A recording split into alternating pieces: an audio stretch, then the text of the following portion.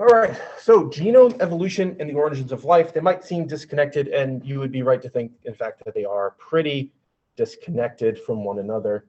But, we're bridging evolution here into our next topic, which is actually going to be the diversity of life.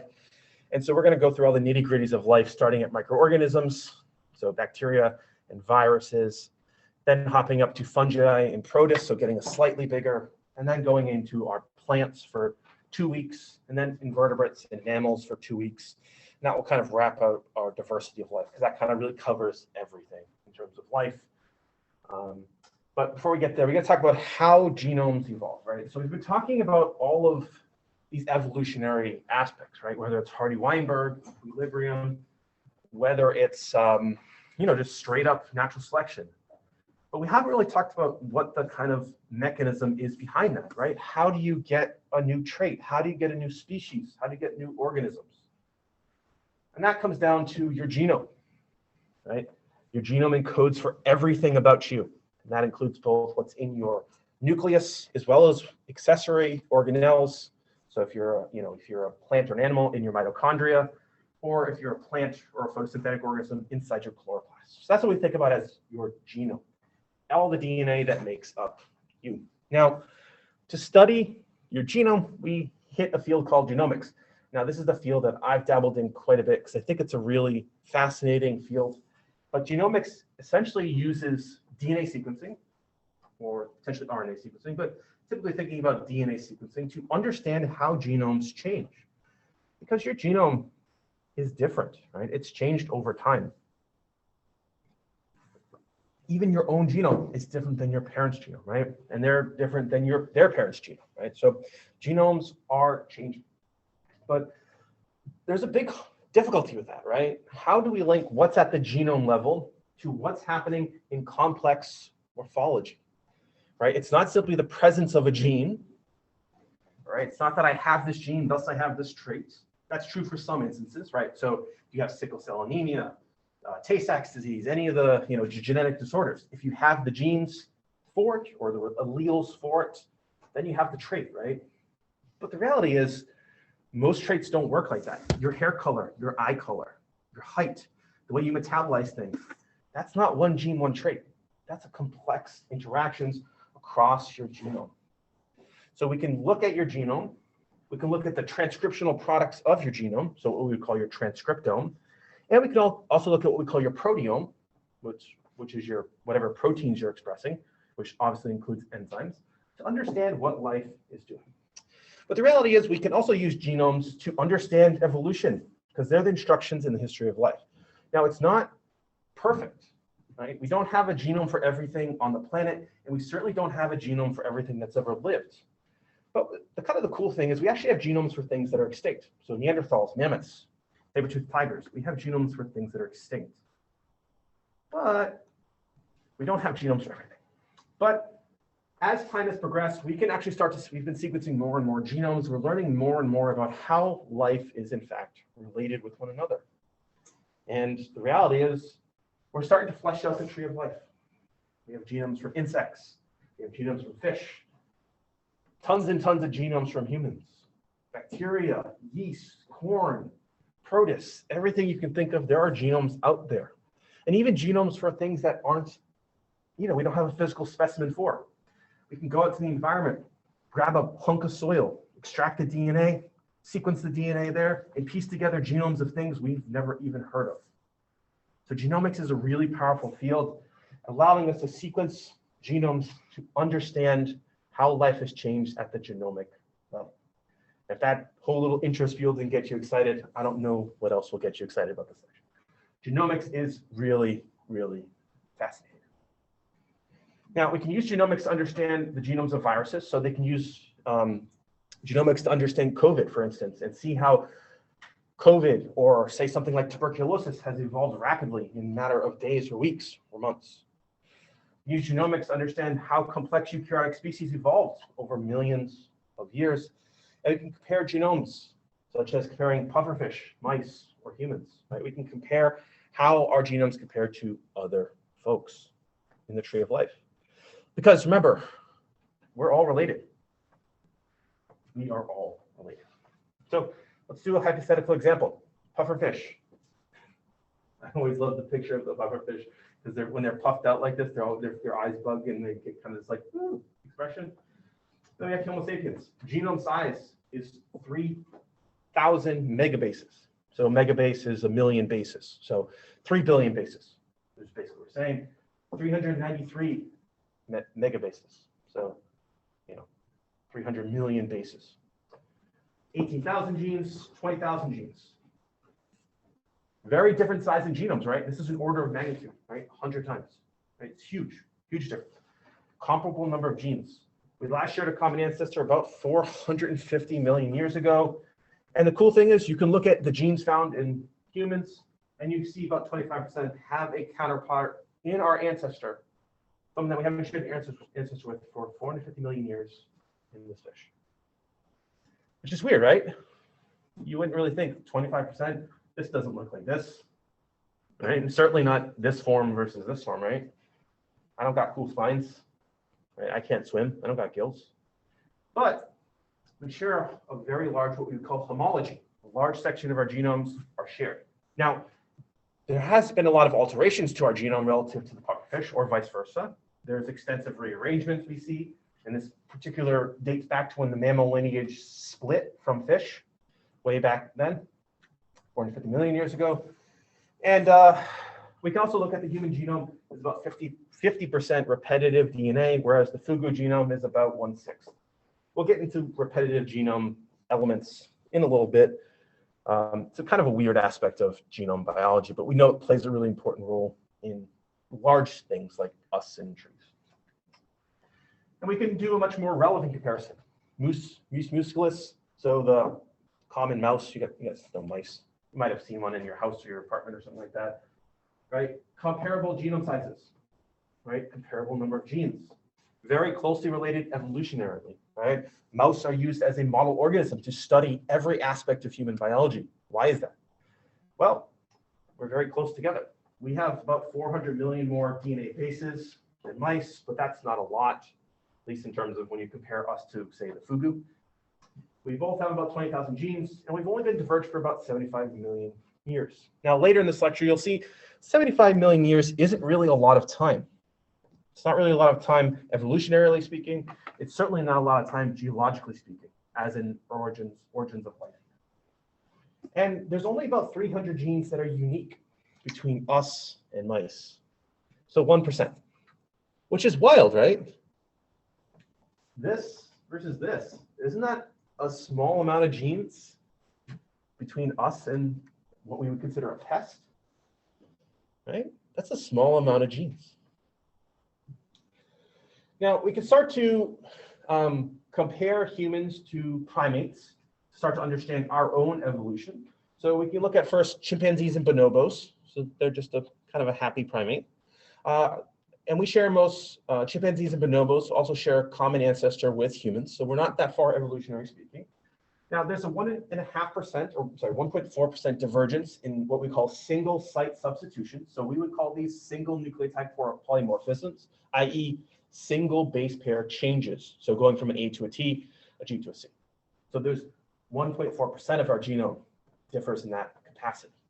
That might not seem like a lot, but clearly we're very different from a chimp. So that 1.4% divergence means a lot. And when we compare humans to bonobos, it's about 1.5%. So not that much different. So it's kind of weird, right? There's also what we would say a 1.5 difference in insertions and deletions. These are collectively called indels. So there's like an insertion of DNA somewhere or a deletion of DNA somewhere. Yeah, we learned this just by comparing genomes. And we can also see differences in what we call transposable elements, which we'll talk about in a little bit. But we also notice that the majority of genes, if not all of them, it's pretty dang close, it's like 99%, have homologs in apes. Now, a homolog, you could break down the word, homo meaning same, and log really kind of referring to, in this case, we're referring to genes, so similar genes between us and other apes. We can also see that the human genome contains genetic ancient remains of hybridization, i.e. intermixing between us and Neanderthals and other hominid species that are now extinct. And we can also see DNA from the Denisovans, which again are an extinct species of hominid. So you can actually sequence your own genome and find out how much Denisovans or Neanderthal you are. So if some people have really high percentages of Neanderthal. So for instance, you guys probably heard of Ozzy Osbourne at some point, right? Rock star from the 70s, 80s, and 90s, right? He has about 15% of his genome is Neanderthal. So kind of a lot, but you know, doesn't necessarily mean he's a bad person or anything like that, right? Neanderthal is also just a different group of humans. They're built different, right? Fun facts. And so we can actually use this to map out. So we can look at our genomes, sequence them, and start to actually map out where we were. So we can look at Neanderthal sites here in squares, modern human sites in circles. And if you notice, there's a significant amount of overlap, right? You know, we see that, you know, the Neanderthals are over here, but you can see there's this overlap here, here, and here, right? So they're overlapping, and we can see that in the genomes. We can see that people that are from this area of the world have Neanderthal, same here, and same here. So where there was overlap, there was hybridization, i.e. mixing of species. Were they actually distinct species by our biological species concept? No, right? They produce viable offspring. And offspring that could then go on to make more offspring. But again, it's this hybridization. And we can use genomics to understand that. Now, we've also learned that genomes evolve at very, very different rates. So I'm sure you guys have heard of the new strains of COVID, right? The one that's from South Africa, the one that's from Europe, right, England. And it's because viral and bacterial genomes evolve very rapidly. And again, COVID's only been around for about a year. And we already have 3 distinct strains. And that's not even including all the, you know, the substrains that are underneath that. So we can see that rates of evolution are fast. Now, we also learned that insect genomes evolve much more rapidly than mammalian genomes. So things that are pests, they evolve pretty quick. And you can see that. Pests, so such as things that chew on our crops, lots and lots of things like aphids, their genomes evolve fast and they adapt to pesticides very quickly, which is why we always have to switch up our pesticides. Which is also why the pesticide industry is a multi-billion-dollar-a-year industry, because they always have to make new pesticides, and you have to buy them. Plant genomes also change pretty rapidly, not as rapidly as, say, insects or bacteria, but they do change more rapidly than animal genomes, especially in what we call their non-coding DNA. And their non-coding DNA simply refers to regions of their genome that don't encode for a protein. And so we can just look at evolution of plant, fungal, and animal genomes, just to give you some idea. So plant-specific genes, there's about 3,800 genes that are shared by every plant. So the tens of thousands of species of plants, the smallest mosses to the biggest redwoods out there, they all share 3,800 gene families, which is a lot of genes. So those that move onto land had 3,000 new gene families. So moving onto land from water posed some evolutionary challenges. Thus, they needed a brand new suite of genes to do that. So that makes inherent sense, right? Mosses and flowering plants also differ, but they do share 80% of their developmental genes. So the body plan for developing the plant came along very early, and it was kept. And we can understand that by looking at their genomes. And we can also see some of the most important ones, especially for humans, as flowering plants, which we'll call angiosperms. And we'll talk about those in 3 weeks from now or 4 weeks from now. Transitioning to flowering plants, which is probably the biggest evolutionary leap for animals and for us as mammals. Once flowering plants kind of came to be, life took off in terms of diversity. But they did require 1,300 more gene families.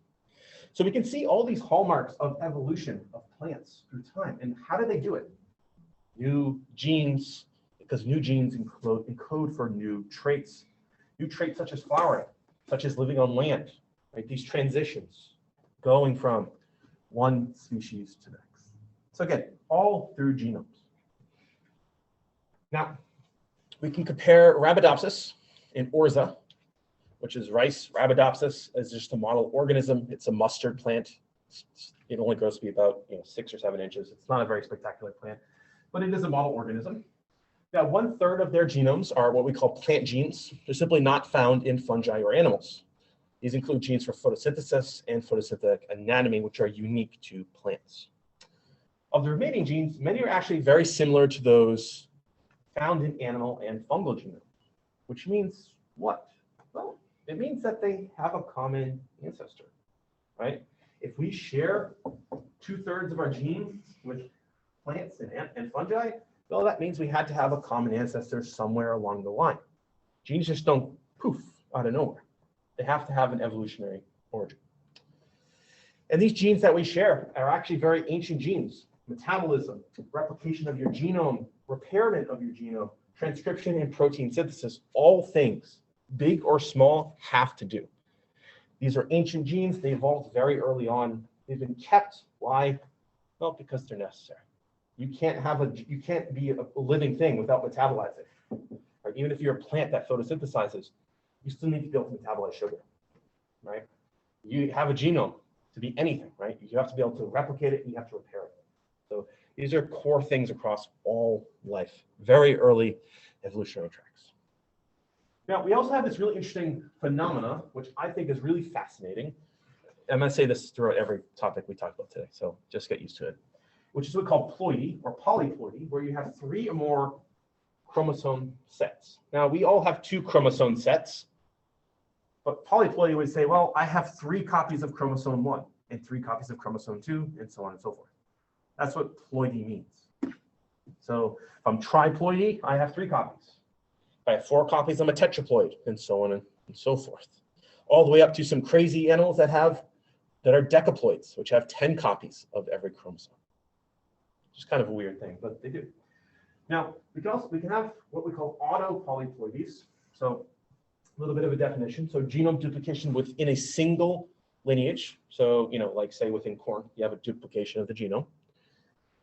Allopolyploids, which is hybridization of 2 lineages, thus resulting in a genome duplication event. So, 2 distinct species coming together, and then you have a duplication of the genome.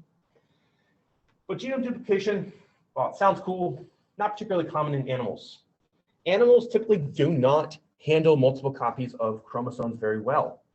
So the vast majority of humans that are born with, say, even one extra chromosome, not a whole set of chromosomes, just 1 extra chromosome, usually die before they're even born. There are rare instances, right, being say having 3 copies of the X chromosome, or 2 copies of the Y chromosome, or having 3 copies of your 21st chromosome, so having Down syndrome. Animals don't tolerate multiple sets of chromosomes very well. Plants, on the other hand, they love it. And some of your tastiest plants out there that you guys know and love, corn, strawberries, all actually, funny enough, taste better when they have multiple copies, when they are ploidy. So strawberries, when they're tetraploids, they taste better than when they are, say, just some diploids, right, having 2 copies. It's kind of a cool thing, right? I don't remember the reason why that is, but it's something to do with like overproduction of sugars. My brain is not up to date. And so this is what alloploidy looks like. So we have a tobacco plant, 2 tobacco plants hybridizing together, producing this alloploidy, which is a mixture of both of these tobacco plants. Now, so duplication of genes is cool, but we can actually look at some other ways we can alter our genomes besides just straight duplicating. So these are things that are going to be much more akin to what humans are doing. So we can look at what's called paloploidies, which are ancient polyploids. And that's just exactly what it sounds like. Inferred genome duplications in the past.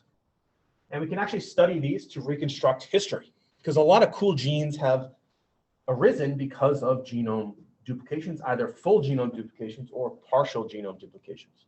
So we have, for instance, multiple copies of hemoglobin because of a duplication event in our genome. Not the whole genome, but a single event.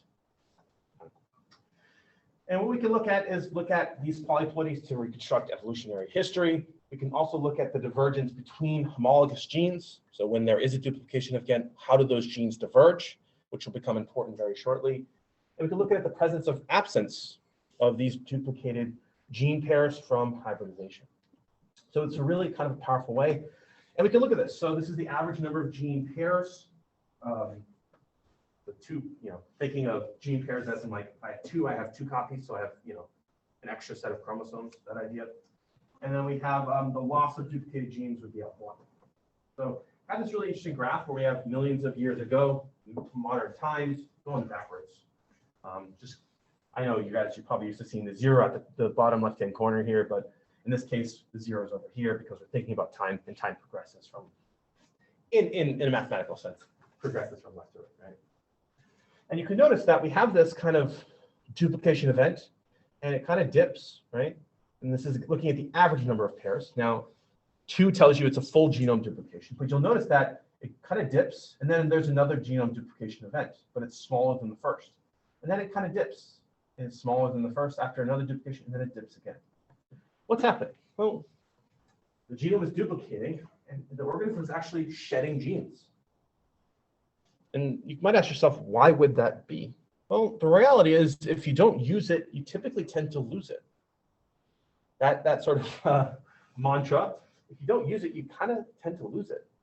And it's because it's an evolutionary thing, right? Why carry around the extra baggage if you're not going to use it? But you'll notice that in this hypothetical example, genome duplications are happening every about 25 million years or so. So they're not uncommon, but they provide extra genes.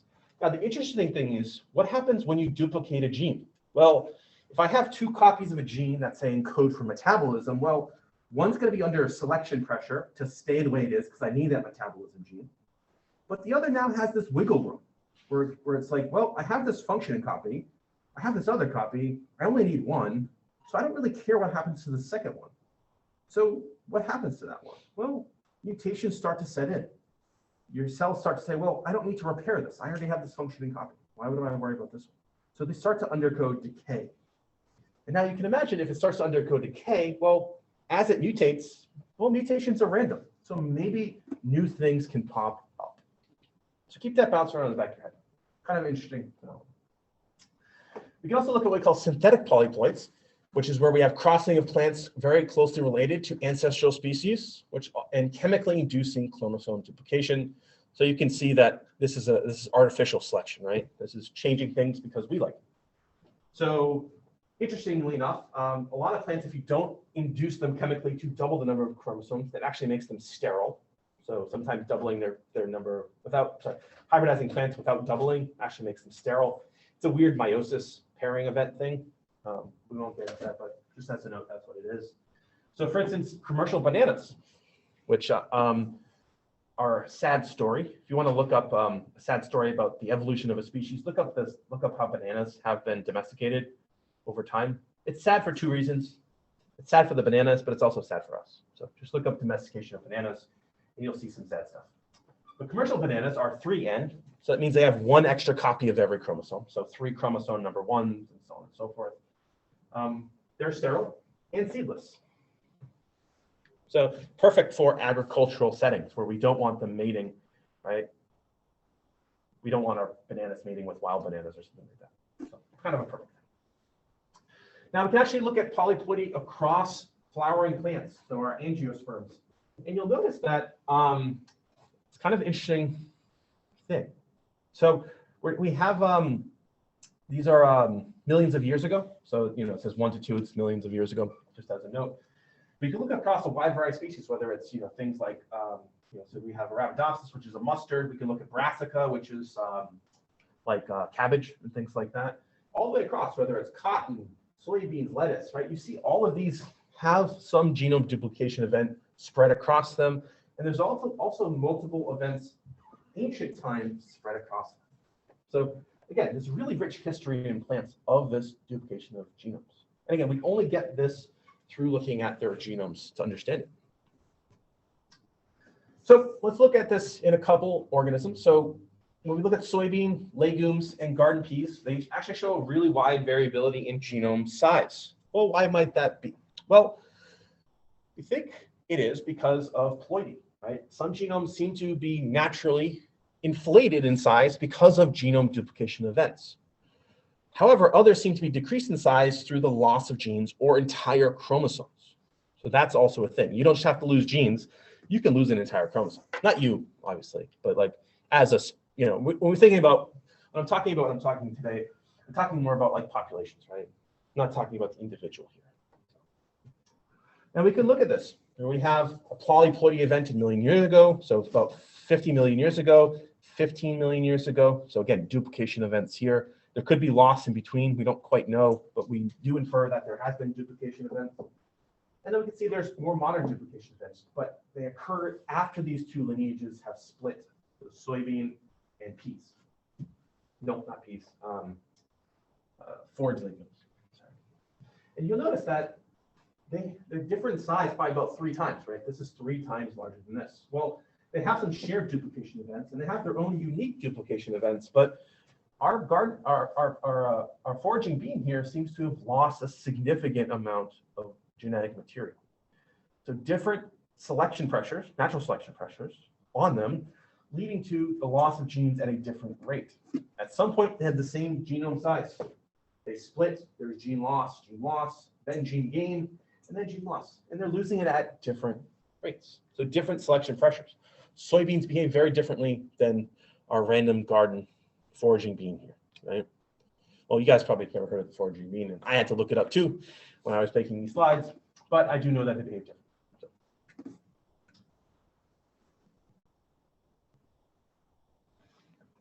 Now, ploidy can also induce the elimination of duplicated genes, as we were seeing in our previous example.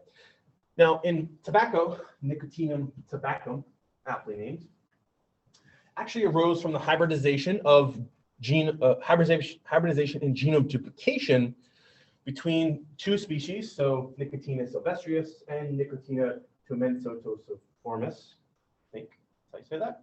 So, but it's the female and the male for this. So that's an important aspect of this biology here. And so we can study this using synthetic process, but what we're actually seeing is that the loss of chromosomes was not even. So it wasn't like they lost them uniformly when they started experimentally manipulating this. We were actually seeing one species was, so we were seeing actually a loss of chromosomes from this species of so Nicotina sylvestris versus NT, we call it NT. They had different rates of gene loss in terms of this hybrid, right? It was losing genes faster from sylvestris than it was from NT. So it's kind of an interesting thing. It's not uniform. So just because you have this hybridization event, which is again a genome duplication event, well, you don't quite lose at the same rate.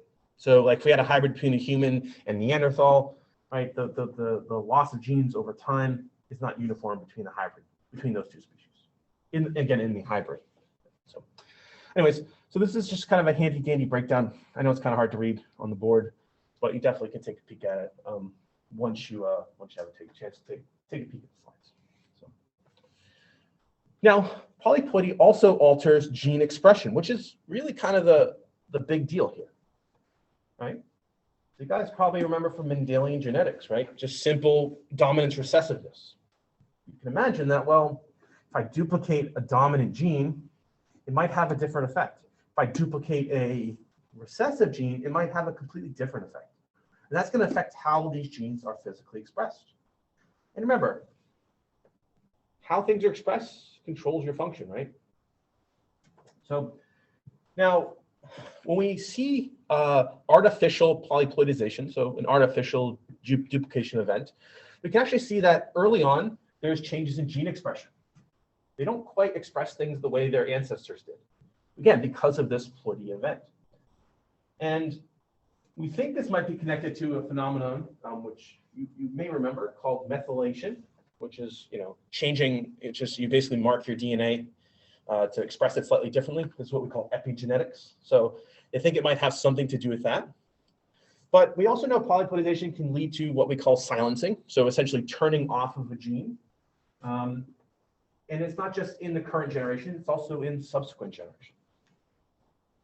And as the subsequent generations kind of pass over time, they kind of get used to the extra chromosomes, methylation decreases, thus leading to removing of these silencing events. So again, it can have short-term and long-term effects on how our genes are expressed. And I think our just mean broadly all of life.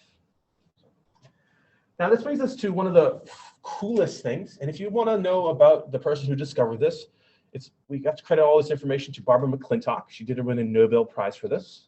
She was at Cornell. She's a badass woman in biology. You should look her up. She's really cool. Now, she discovered transposable elements, or called mobile genetic elements, but she called them back in the day jumping genes. And what does that mean to you? Well, when you jump, you go, whoop, right? And that's what transposons do. They jump from one area of your genome to the next. Now, the order of genes, which we call the synteny, is important for how they're expressed. So the genes that control your eye color are actually not too far apart on your genome from one another. And they're expressed in a sequence. And if you change that sequence, you actually change your eye color, because eye color is a layering of colors as pigments as proteins, right? So changing the synteny or the order actually changes the way things are expressed, which is important, which is where transposons come in. Genes that jump across genomes, jumping genes, transposable elements, or mobile genetic elements.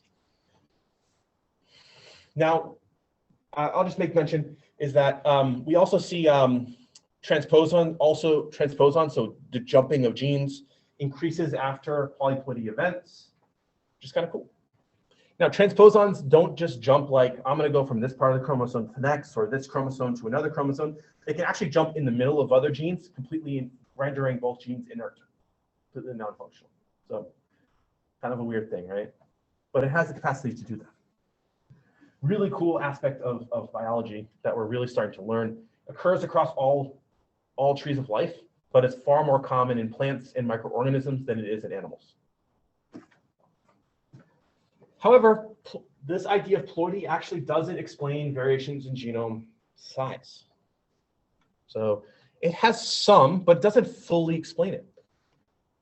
Right? So the examples we gave with plants seems to explain it, but it doesn't quite work with all of them. Now, humans have 9 times the amount of DNA found in the fugu, right? The pufferfish genome that we first talked about.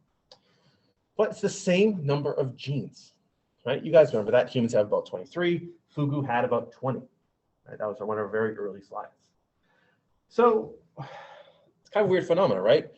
9 times the size, about equal number of genes. Now, plants can have a 200-fold difference in genome size, but they all have about 24 to 60,000 genes. So way more than we do.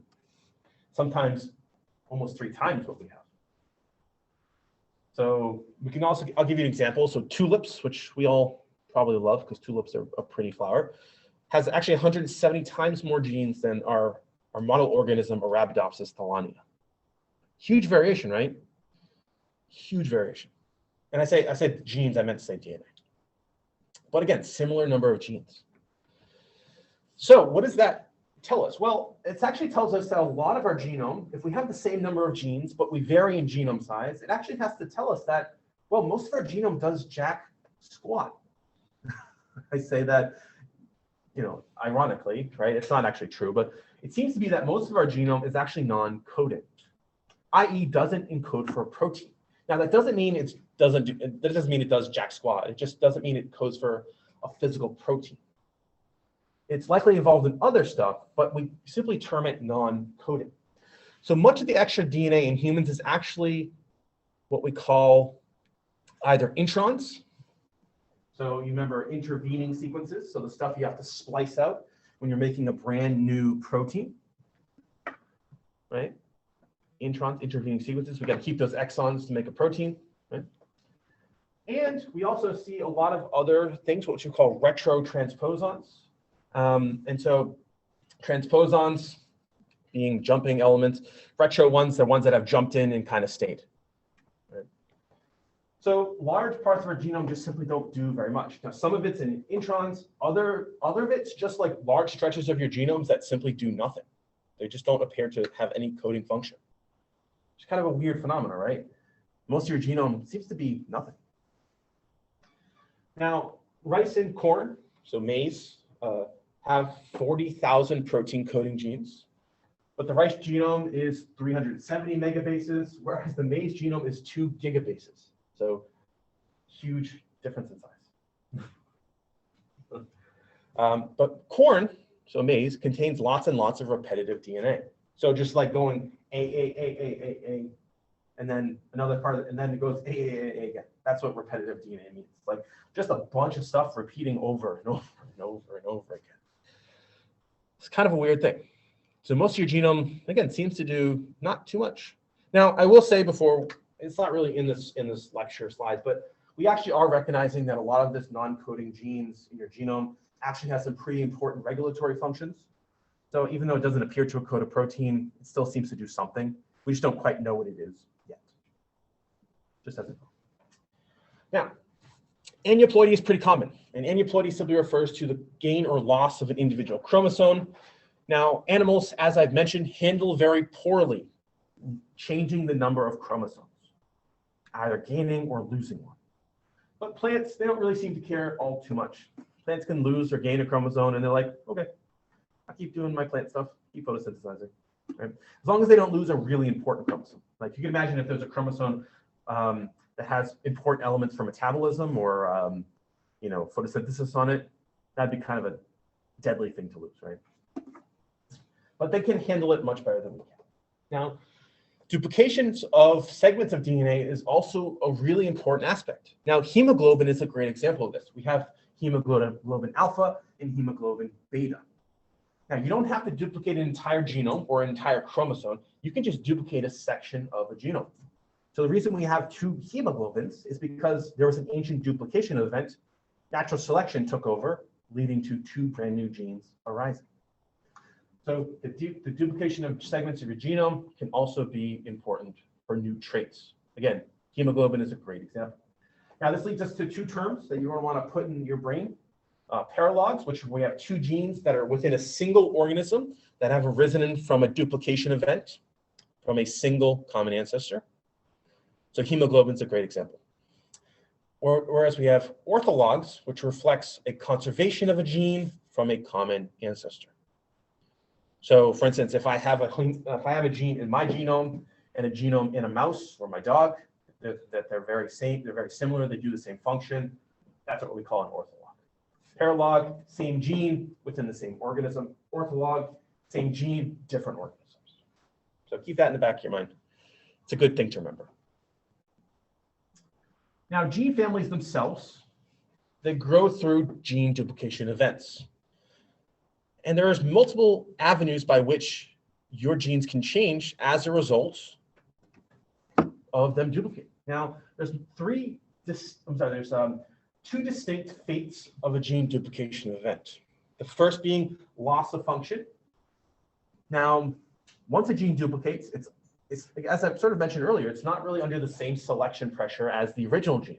Right? So if I have a gene for, say, phosphofructokinase, an enzyme involved in glycolysis, right? Really important gene. If I duplicate that gene, well, I already have one copy of phosphofructokinase, so the original one needs to stay intact. But the duplicate, well, I don't really need it. And so it's under a different evolutionary selection pressure than the original one. So what can happen to that gene is it can either lose function, because once it's not under strict evolutionary selection pressure, well, it will tolerate mutations in it much more readily. Right? So think about if you bought a brand new car, right? And you didn't sell your old car, you just kept it. Well, you're going to tolerate changes in your new car, not very much, right? You're going to go get it fixed, right? You're going to go get it repaired. You're going to take care of it. You're going to wash it, all that fun stuff. But your old car, right? Well, you're just going to kind of leave it there, right? You're like, oh, well, it's kind of dirty. I don't drive it, so I'm just going to leave it there. Oh, it needs an oil change. Well, I don't really drive it that much. I don't really want to waste the $50 or $100 or whatever, right? That's the idea with your genes. Well, the duplicated one, well, I already got the original one, so why does it matter, right? So they're under different evolutionary selection pressure. The tolerance of changes in them is significantly more. So most duplicated genes undergo loss of function. That's the most common fate of most duplicated genes. And they become what we call pseudogenes. So genes, and pseudo meaning something that resembles, right? So a gene that has undergone a loss of function, but still resembles the original gene is still a pseudogene. So if you have a gene for hemoglobin, one that works, one that doesn't work, the non-functioning hemoglobin gene would be called a pseudogene. Some genes, on the other hand, can actually gain novel functions through subsequent mutation. Because again, it's like the old car. You don't care what happens to it. So it might change enough to give you a brand new trait. And this gaining brand new functions is a pretty common way of how we see new traits popping up in populations. And when there's a new trait, well, there might be an evolutionary fitness advantage. It might make you, say, have more access to new metabolism options, right? Or new options for growth or maintenance or whatever. It might give you an evolutionary fitness advantage. It's kind of a cool thing, right? You could duplicate a gene, it could go bye-bye and basically become a pseudogene. Just as a note, the human genome is full of about 15% pseudogenes. So this isn't uncommon in our own genome. And again, novel function is hemoglobin, right? Duplication of your original hemoglobin gene, it gets a brand new function through mutation. Hemoglobin alpha, hemoglobin beta, or A or B, I forget which one it is. But hemoglobin's a great example. Now, are gene duplication events in humans? They're most likely to occur in gene-rich chromosomes. Some of our chromosomes just inherently have more genes than others, just as a note. And that would be a lot to talk about in today's lecture, in addition to all the stuff we're talking about. So if you want to know which chromosomes have the most genes, Wikipedia is going to be your, or Google will be your friend here. But there is the least amount of duplication in our genome does occur in 7 chromosomes with the least genes. So inherently it makes sense. Now, certain types of human genes are actually more likely to be duplicated. So growth and developmental genes, as well as immune system genes, as well as cell surface receptors, seem to be the most likely candidates for gene duplication. Why that is, it's kind of hard to know. But you can imagine from an evolutionary perspective, new traits in your immune system, new capacities of your cell surface receptors to sense the environment around you, and potentially new avenues for growth and development might be really great things to give you an evolutionary advantage, right? Think about your immune system. Getting a brand new, say, immune system gene, well, that might be great for fighting off a pathogen. So it might be an evolutionary thing, but the verdict is still kind of out on why this is the case. Interestingly, genes that are duplicated seem to have different expression patterns. I think that inherently makes some sense, right? If I have 2 copies of a gene, expression is going to be different than if I just have 1 copy of the gene. So let's look at the human Y chromosome.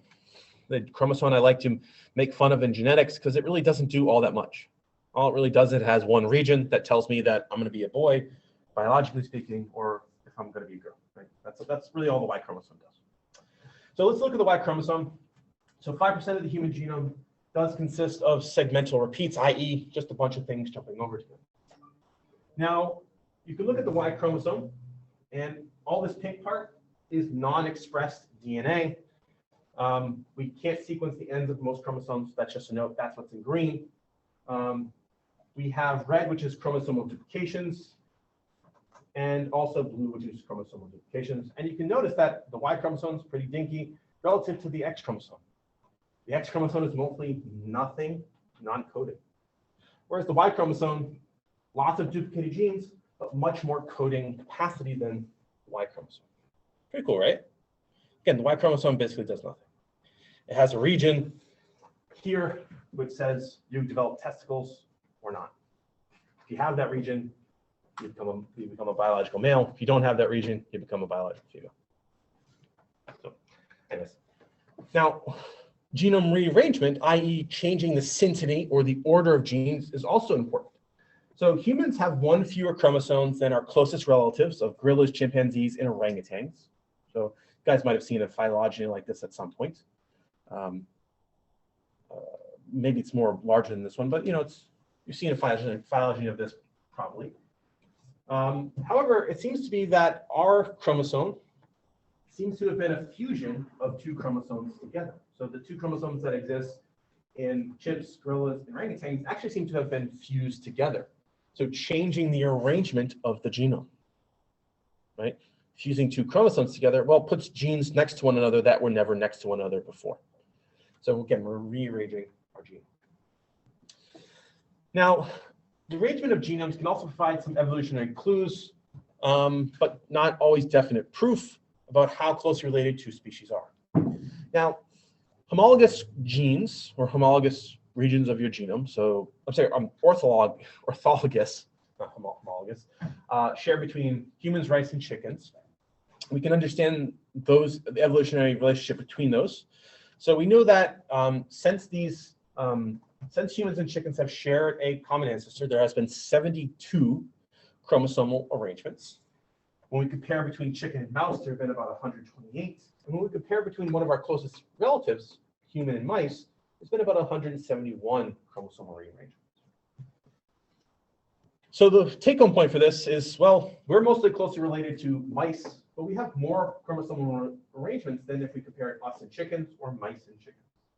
So just because this event happened, right, in human ancestry, doesn't mean that we're not necessarily reflect how closely related organisms are. Just as a note. So now, I've mentioned this form of synteny before, i.e. the order of genes. And the order of genes is important, right? I gave you the example of eye color earlier, but this is important for very many genomic pathways. So pathways that say do glycolysis or the Krebs cycle or any other function you could think of. Now, the preservation of synteny or the linear order of genes over time seems to be correlated to how evolutionarily close you are. And so we could look at an example where we have soybean, and then I forget the name of this organism off the top of my head, but another plant, and you can look at, well, this organism has just 2 chromosomes, where our soybean has 4 distinct chromosomes here. But you'll notice that the order of genes, whether it's red to red, blue and green, right, this is a really bad figure if you're colorblind. Green and blue to green and blue here, right? You can see the order has been conserved. Now they're split into different chromosomes, but the order has been preserved, implying, hypothetically, not perfectly, but hypothetically, that these guys share a common ancestor. Because the only way this order of genes happens is, well, if there was an ancestral state shared between these 2 organisms. That's the idea. All right. All right, so let's talk about gene inactivation or the loss of gene function. So it is a way for genomes to evolve. Now, example of this I'll give you is olfactory receptor. So just sensory genes in your body, right? Things that encode for you to sense the environment around you, right? Your nose. Now, inactivation actually best explains our reduced senses of smell relative to other animals. So you guys probably know humans have a pretty crappy sense of smell, right? Especially relative to, say, a dog, which they can use to, in the case of like a hound, where they can use to trace a smell, tiny smell molecules, miles and miles and miles, right? So our sense of smell stinks. But we share a common ancestor with all mammals, right? So that means we have similar genes for smell as everything else. And even the structure inside of our nose is pretty dang similar. So what's going on? Why does our sense of smell stink? Well, inactivation. 63% of human olfactory receptor genes are pseudogenes. Remember, they've lost pseudogenes, meaning they've lost function. They were once genes, but now they've lost function. Which is kind of cool, right? If it wasn't for this 63%, we could be smelling like dogs, which would kind of stink, right? We live in we're in the city, right? So that would be kind of a bad thing to be able to smell all the smells in the city. But, evolutionary speaking, smell is an important part of being fit. But the reality is, why did this happen? Well, the reality is humans rely on other senses, mostly our vision, which is really, really good relative to many mammals. So we rely on other senses to navigate the world around them, which led to a relaxation of selection pressure on our olfactory genes, leading to them becoming pseudogenes, i.e. losing function. So kind of a cool example. I think it's cool. Now, we can also see that DNA can be rearranged and to get new functions. Now, you guys may have heard of ice fish before, but ice fish are fish that actually live basically at below, like in the Antarctic waters, where water can get really salty and can be below freezing point. So water can be below the freezing point when it's really salty. So just as a note, these guys live in that type of water, and they actually have a protein that basically mimics antifreeze, so ethylene glycol. Now, kind of cool, 9 base pairs of a gene that was encoding for a digestive enzyme moved to a new location, so transposed, and evolved to encode for part of an antifreeze protein, which is weird, right? Digestive protein becoming an antifreeze protein. But the reality is there was just a series of errors that simply persisted because it coincided with a massive cooling of Antarctic water. So selection, i.e. natural selection here, the environment changing, selected for this to be okay in the organism. Because it selected for it, it was essentially this chance mutation that occurred, this transposon, and then all the subsequent mutations became beneficial. Thus, that trait was selected for. Thus, those with this antifreeze were likely to pass on their genes to the next generation because they could live in this, frankly, awful environment. Right? It's pretty wild, right? Digestive gene to antifreeze. Now, as I mentioned, much of the human genome is non-coding DNA, which is denoted as ncDNA. Repetitive DNA, as I mentioned, can also be what we call retrotransposon, so something that's jumped and then basically lost functions. It varies, so about 30% of animals and 40 to 80% of plant genomes are this ncDNA. Now, there's also what we call CNCs, which are conserved non-coding regions. They seem to evolve more slowly than expected, which seems to point that they do stuff. We just don't know what that stuff is yet. Non-coding regions, so they don't make proteins, but they don't evolve as fast as, say, parts of your genome that actually do nothing. So it seems they probably do something. The best candidate actually right now for what these CNCs do is regulatory aspects of your biology. Cellular biology, I should say. Now, one of the coolest topics of genome evolution is what we call horizontal gene transfer, where genes hitchhike from other species. So the functional equivalent of this would be, I go out, I grab some tree DNA, and I just pop it in. That's what horizontal gene transfer is. Clearly, that's science fiction, right? I can't just go out there and do that. But horizontal gene transfer actually happens in large species and small species alike. It is just far more likely to occur in the microscopic organisms than it is to occur in macroscopic organisms. So, now, horizontal gene transfer has also been called lateral gene transfer, but we'll always use horizontal gene transfer, or HGT.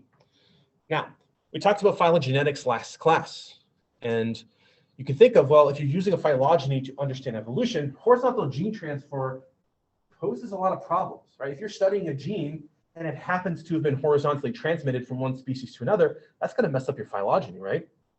So horizontal gene transfer plays a really big issue in complexity of understanding phylogenies and genome relatedness as well, right? Because if you're trying to study a bacteria and, say, a fungus, and they share a lot of genes, but one's a bacterial gene and it's in a fungus, well, that kind of complicates your phylogenetic relationships, right? Now, horizontal gene transfer was likely very prevalent early on in the history of life. And this is definitely in contrast to vertical gene transfer, which is where you pass your genes from mother and father to offspring, or parent cell to daughter cells in asexual organisms. So two distinct, VGT versus HGT.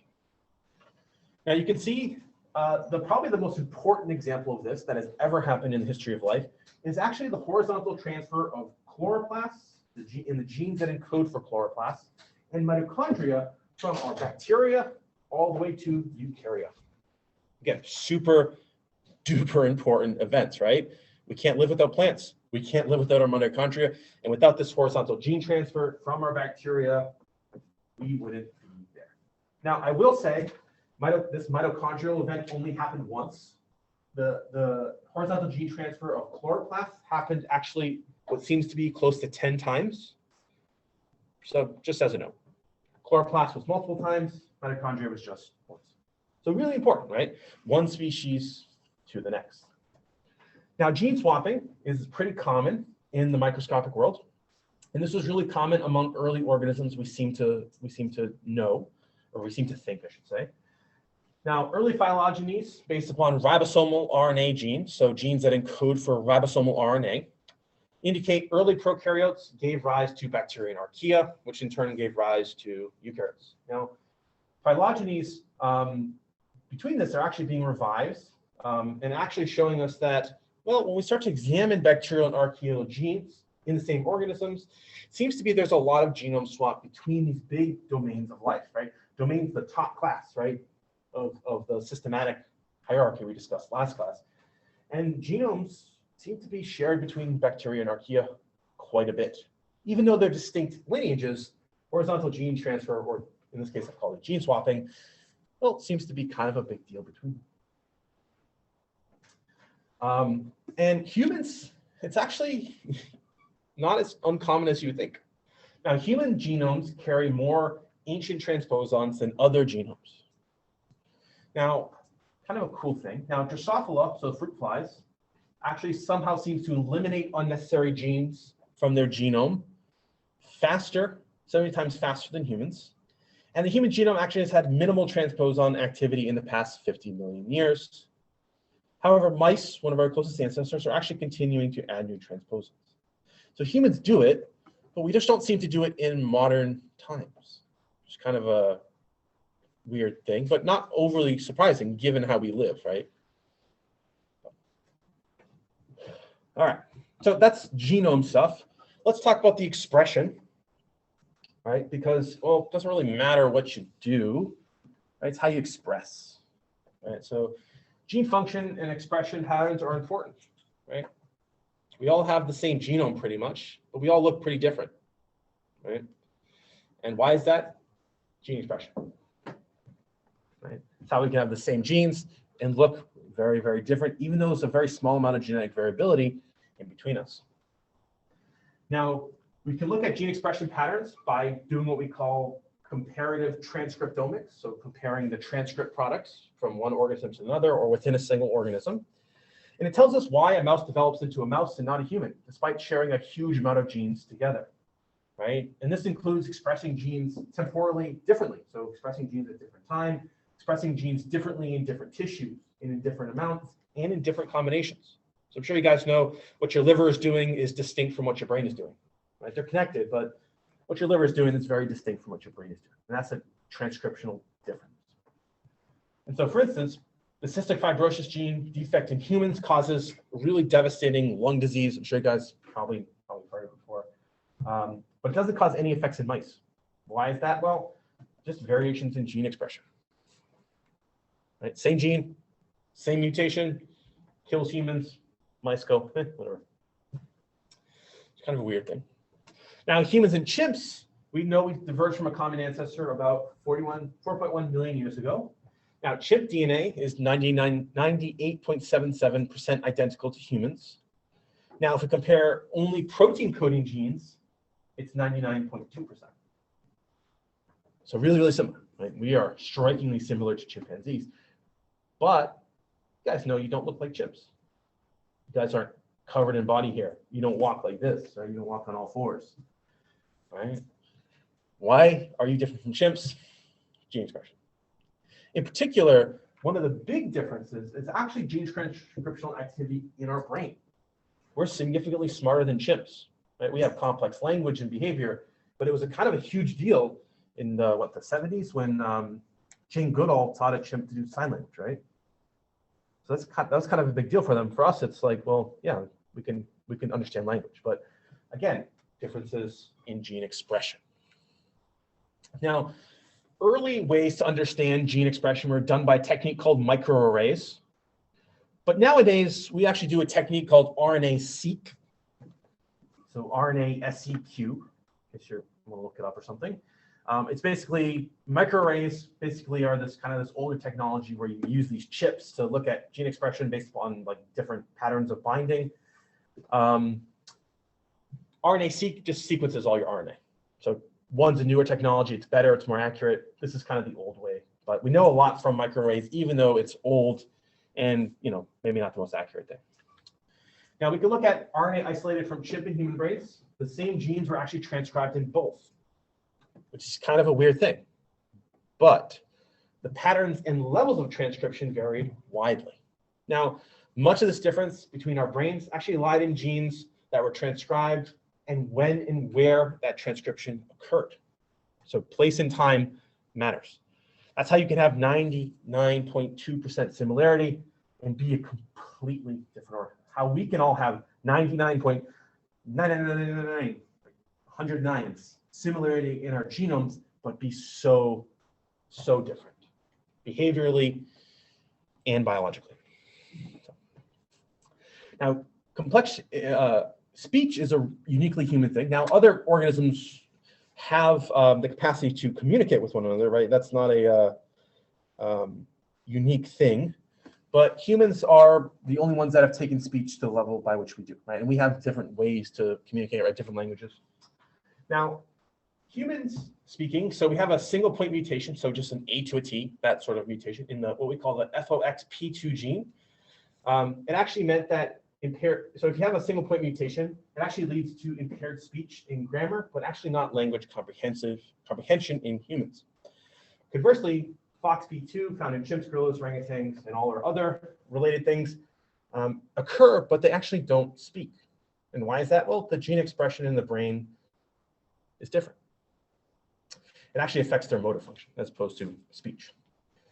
And the FOX2 protein in mice and humans actually only differs by 3 amino acids and 2 amino acids in other primates. So primates are on the cusp of a good mutation making them able to speak, right? So like, you know how whenever I see a dog being yelled at in a different language, I sometimes think that they understand. Or whenever I'm talking to like my cat, for example, I feel like I'm really understand it. You know what I mean? Like I don't to confuse and things like that. Is that possible? Yeah. Yeah. So dogs, we know dogs can. That's a great question. So it's in terms of animals understanding your speak, right? So we know dogs can essentially understand up to 100 words. Some of them can understand up to 200 words, and they can understand different sounds. Now think about that in evolutionary concept. Why would it be important to be able to understand different sounds? Well, it's important to understand different sounds if you're trying to hunt, if you're trying to stay alive. So be able to pick up subtle differences in words, stay, sit, raising your voice, right? Being, talking in a cute, cuddly voice, right? That's an important evolutionary thing that they can pick up on. Now, many of you might have animals that like squeaky toys. Why do they like squeaky toys? Squeaky toys sound like a struggling animal, squeaking. They like that. It's a sound they know. That answer your question? Good question. So again, on the cusp of being able to speak, which I think is wild. Now, FOXP2 downstream targets, so what FOXP2 does after it's transcribed, have not been fully characterized, but its role in communication actually may not be limited to humans. So FOXP2, if mutated in mice, they actually don't squeak.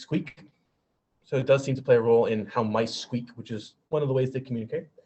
And songbirds, so you think of birds that sing, like a chickadee, for instance, with P2 proteins show disturbed development of song viability. So it might not give them the capacity to speak in the way humans do, but certainly gives them the capacity to speak in some fashion.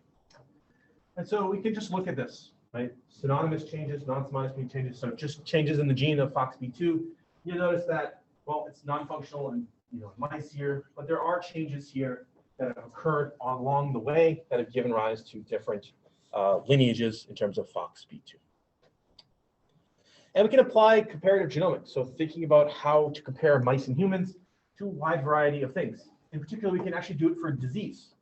Now, comparisons of the genomes between pathogens and their hosts actually aid in drug development. So we can compare, say, tuberculosis to our genome to understand how tuberculosis infects humans or how HIV infects humans. And that's what comparative genomics does. It can also help conservation biologists. So I don't know if you guys saw in the news recently, they just cloned, because they know they have all the genomes, they just cloned an endangered ferret here in the United States for the first time. So using it to conserve an organism. So it's kind of now distantly related genomes, because most of you guys are interested in medical things.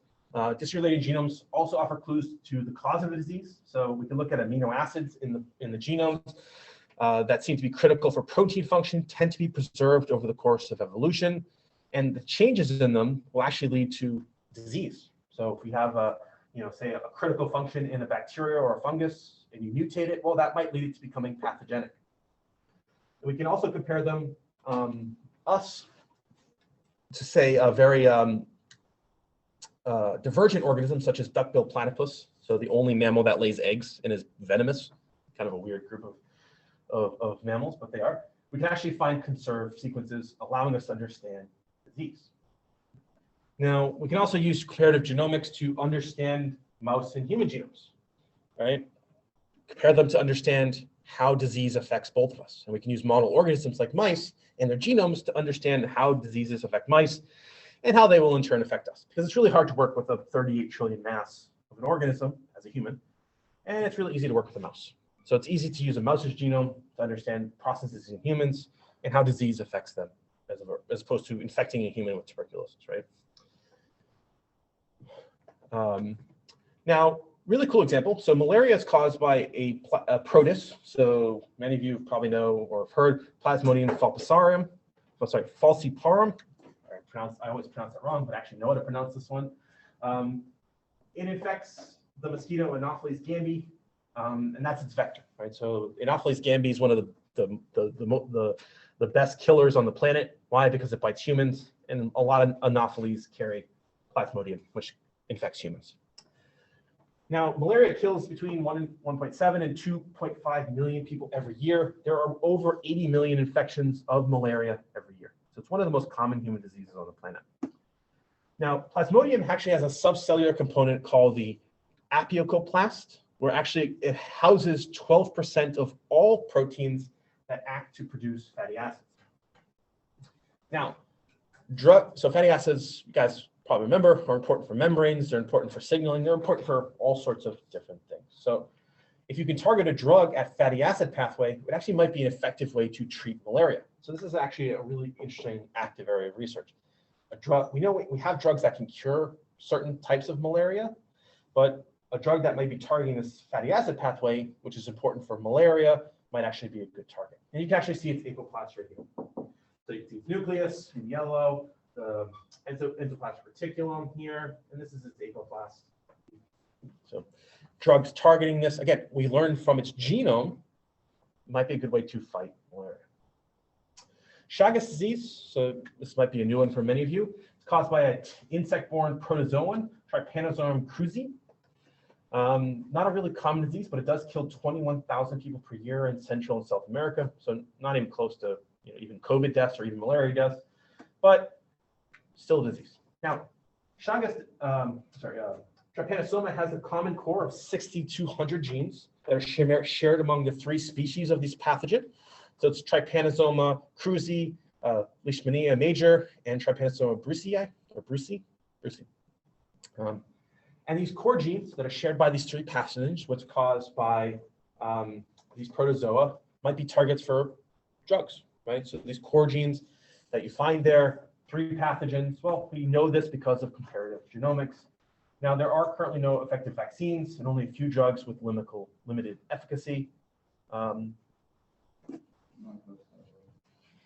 So that being said, it might be a good target. So using comparative genomics to understand these. And again, 6,200 shared targets, 3 distinct organisms causing 3 similar diseases. Now, from a conservation biology perspective, Tasmanian devils, so really, really cool group of organisms, only found on the island of Tasmania, off the coast of Australia. There we go. They actually have this facial tumor disease. And since 1996, 60% of devils have died. So that's a huge number. Picture of 60% of the human population died. That's a big drop in population, especially when you live only in one place. So, however, the giant panda population diversity, we actually know that their diversity is declining, their genetic diversity, by looking at their genome, because it's actually linked to the destruction of bamboo, resulting in the decline of pandas. We actually know polar bears are facing extinction. And why is that? Well, warmer temperatures seem to melt their sea ice homes, and they're really only adapted at the genomic level for living in these cold temperatures, not so much warm temperatures. And they don't have the genes to essentially survive without their sea ice homes. Like polar bears can't just live in the water, right? And so you can see what this looks like in the devil. It's kind of a sad disease. It's really kind of gross. So again, we can use genomes to potentially conserve organisms that are going extinct. or face threats from emerging things or ongoing things such as climate change, or sea level rise, or any number of really bad things that are up. And we can also look at genetic diversity, use comparative genomics to understand the genetic diversity of mitochondrial genomes. So you can look at the genetic diversity within a species. So endangered is in yellow, extinct is in red, not endangered is in green. And you can see that mitochondrial diversity in gorillas, which are endangered, is pretty high. In African bushmen, it's again pretty high, but you can also look at some other ones, where Tasmanian tiger, very, very low mitochondrial diversity. Woolly mammoths, extinct, relatively low mitochondrial diversity. So we can understand diversity in genomes within populations to understand the risk of extinction and the risk and the benefits of potentially conserving them. Because extinction is, endangered species is not really something that, we're going to get away from. Right? We're really good at driving species to extinction, like really good, super good. All right, so that's comparative genomics. Let's switch gears to the next sort of avenue of this semester, which is going to be diversity of life. And we're going to understand the diversity of life first by understanding how life came to be. So we're going to start off by talking about deep time, which is, deep time refers to just long time ago, right? Just as I know. Now, geological time is divided into 4 distinct eons.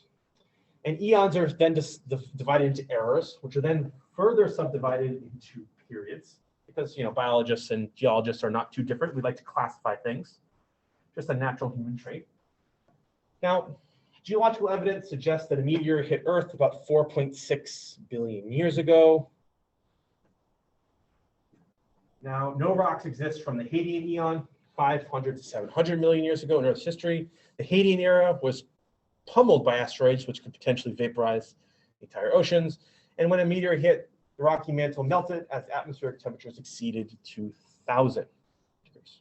So, geological evidence is right, but sometimes it's hard to interpret. And we can look at these. So we have our different eras here, eons here in green on the left. So we start with the Hadean, the Archean, the Proterozoic, and Phanerozoic, words. And those are then subdivided into different eras and then subdivided into different periods. Right now, we're right in the middle of the Cenozoic era in the Quaternary period. But you can see through evolutionary time, 4.6 billion years of evolutionary time bringing us to today. And the Earth has changed dramatically since then. Now, this part about CO2 is certainly relevant for thinking about climate change, which we'll discuss later in the semester, but CO2 levels have shifted throughout geological time and have dramatically affected temperature. Early atmosphere had tons and tons and tons of CO2. I mean that both as just as an expression, but I also mean that literally. It had billions of tons of CO2. However, and the water itself was slowly vaporized from the molten rock. Why is that? Well, higher CO2 levels means warmer temperatures. That's climate change, right? And that's kind of what we're experiencing now. Now, the increased weathering of rocks also converted silicate rocks to soil. So changing of the atmosphere, changing of weather, made soil. CO2 also forms carbonic acid. So this is what we call acidification. So you guys might have heard of ocean acidification before. This is what caused it. CO2 reacting with water, forming carbonic acid. Now, carbonic acid also released bicarbonate ions and calcium to form rock. So this is just geology stuff, not the most exciting thing. And then decreases in CO2 finally lowered Earth temperature.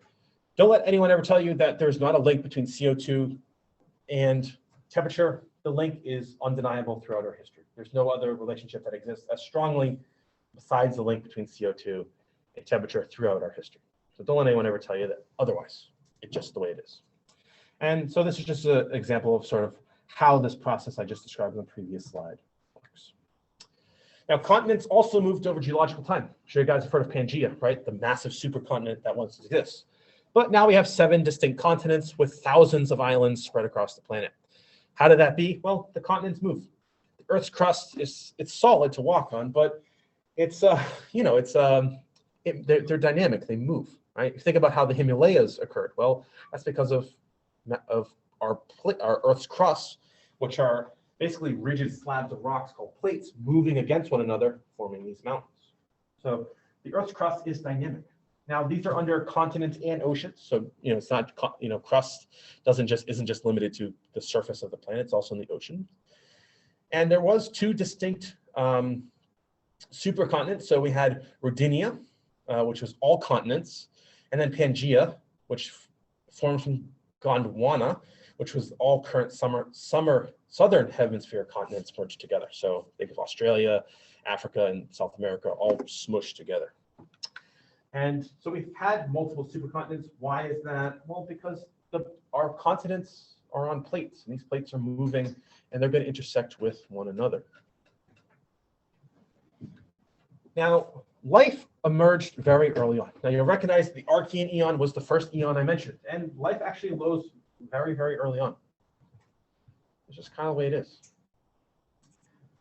And it arose about 2 billion years, 1.5 to 2 billion years into Earth history. It depends on who you ask. I wrote 2 billion years because that's the most conservative estimate. But again, 1.5 to 2 billion years, life emerged. So life has been on this planet for a long, long time. Earth is 4.5 billion years old. So life has been on this planet for at least half of Earth's history, which is kind of amazing, right? And it was actually characterized by the formation of one of their supercontinents, Rodinia. Now, Rodinia broke up before the Phanerozoic, it's a hard one to pronounce, eon, and that led to large expansions of the diversity of life, including the Cambrian period, which showed the diversification of multicellular organisms. You see the coming up of birds and mammals. But the interesting thing is birds and mammals have only existed for about 4% of Earth's history, and humans for 0.02% of Earth's history. So if you put Earth's history on a 1 hour time clock, humans have only existed for a fraction of a second on an hour time scale. So if you put 4.6 billion years on a clock, humans have occupied a super narrow part of that. But as we'll see later in the semester, when we talk about conservation biology and microplastics and climate change, our tiny sliver of Earth's history has been one of the most destructive time periods of all time. So keep that in the back of your mind. Small time, huge impact. That's humans. We go big or go home. Not much of it. Now, how did life come to be? I've told you life has been on this planet for 50 to 60%, maybe 75%. We don't really know yet. But how did it come to be? How did this happen? How did organic or carbon-based life come to be? We're all carbon-based life, right? How did the first organic molecules come to be? We kind of have no concrete clue right now. There's lots of ideas out there, but exactly how it happened, we don't quite know. Now, we know that hundreds of thousands of meteorites and comets slammed into early Earth. So some might have actually carried organic material with them. Some might have carried life with them. We don't know right now. Lots of hypotheses, lots of evidence out there, but it's really unclear. We know when life arose from lots of cool evidence, but how? It's kind of a mystery at this moment in time. It's a mystery we might actually never uncover, but we do know life arose somewhere a really long time ago. Now, few geochemists agree exactly on the. So geochemists, chemists that study, the geology, so the chemistry of the planet, right? They actually have a lot of variability on the early composition of our atmosphere. But we do know the vast majority of people do agree that the early atmosphere was very, very, very concentrated with carbon dioxide, lots of nitrogen gas, lots of water vapor, and there's actually hydrogen gas. There's actually no hydrogen gas in our atmosphere right now. And carbon dioxide, well, not the most uncommon gas, it's actually not super common. It's not as common as nitrogen gas. Now you'll notice that there's also other stuff here, sulfur, nitrogen, and carbon, but what's missing from this? Oxygen. Yeah, oxygen is missing from this. So early life, if it came to be in this, for lack of a better word, hellscape, word I should say, hellscape, it was anaerobic, right? There was no oxygen. And the atmosphere itself was reducing because of the availability of hydrogen atoms and their electrons. So it was heavily, heavily reducing, meaning not a very great place for early life. Now, In the 50s, two gentlemen, Miller and Urey, actually did a really cool experiment. This experiment was repeated almost identically in 2010 and again in 2015, and I think a few other times as well. And what they did is they assembled this reducing atmosphere, this atmosphere here, with no oxygen, and the atmosphere was placed over liquid water, which we knew existed early on. As you can see, water vapor was there, which means there was likely water on the planet, at least some capacity. The temperature was below the boiling point of water, so not like cold, not like modern temperatures, but like still pretty warm. You're talking like 70, 80 degrees centigrade, so really hot still. And they simulated lightning, which is really, really prevalent in the early atmosphere with sparks. So this is what they had. They had heated water, which was their ocean. They had a heat source, keeping it warm, because again, early life was warm. They had a bunch of places to take samples from, but the water vapor from the boiler would evaporate, come into the spark chamber, which had that reducing atmosphere: water, nitrogen, ammonia, CO2, carbon monoxide, methane, and hydrogen gas.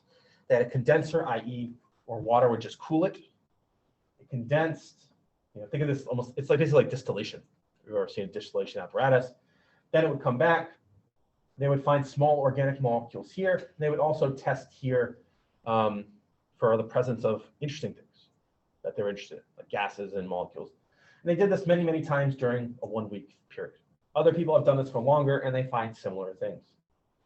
And they found that within just a week of this, again, what early Earth's atmosphere would have been like, lots of lightning, lots of water vapor, lots of heat, they found amino acids. They found simple organic molecules necessary for life. Interestingly enough, they found that they would produce simple compounds, and they would actually combine spontaneously to form simple molecules and then more complex ones. Chemistry works like that, right? Two things have the capacity to interact. It's likely they will eventually interact if they're in the same area. That's how chemistry works, which is crazy, right? And later experiments actually produced more than 30 compounds based on carbon, including our beloved amino acids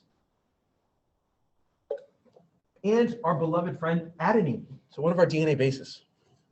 So just from spontaneous chemistry, we could produce amino acids, some of them, not all of them, some of them, and a single DNA or RNA nucleotide.